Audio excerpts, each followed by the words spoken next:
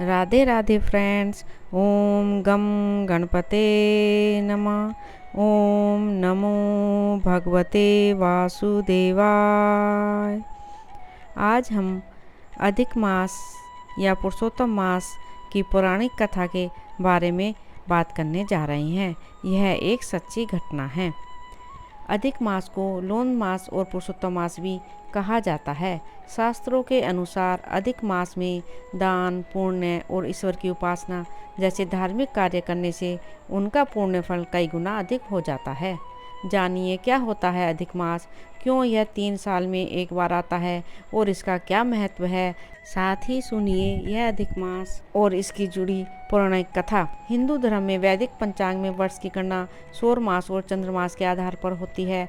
एक वर्ष चंद्रमास की गणना के अनुसार 354 दिनों का होता है और यदि हम एक वर्ष की गणना सौर मास से अनुसार करें तो उसमें एक वर्ष 365 दिनों का होता है। इस तरह से एक वर्ष में इन दोनों की गणनाओं में 11 दिनों का अंतर आता है, जो कि 3 वर्ष में लगभग 1 महीने के बराबर हो जाता है। इसलिए चंद्रमास और सूर्य मास की गणना में संतुलन बनाने के लिए अधिक मास का समायोजन किया गया है। हर 3 वर्ष में एक अधिक मास होता है।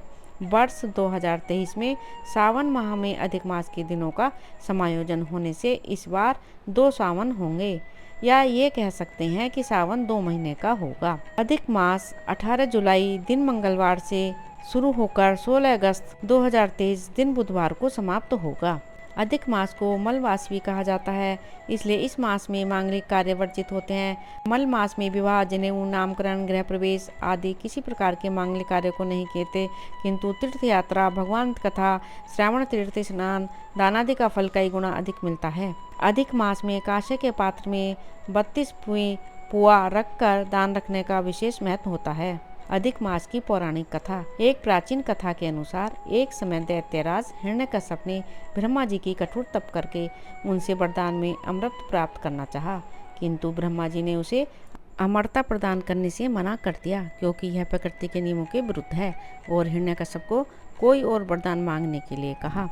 तब हिरण्यकश्यप ने यह वरदान मांगा कि उसे ब्रह्मा जी की सृष्टि में जन्मा संसार का कोई भी नर, नारी, पशु, देवता या असुर उसका वध नहीं कर सके, और वो ना तो घर में मरे, न बाहर, न दिन में, न रात में, न अस्त्र से, न शस्त्र से, न धरती पर, न आकाश में, और न ही वर्ष के किसी 12 महीनों में।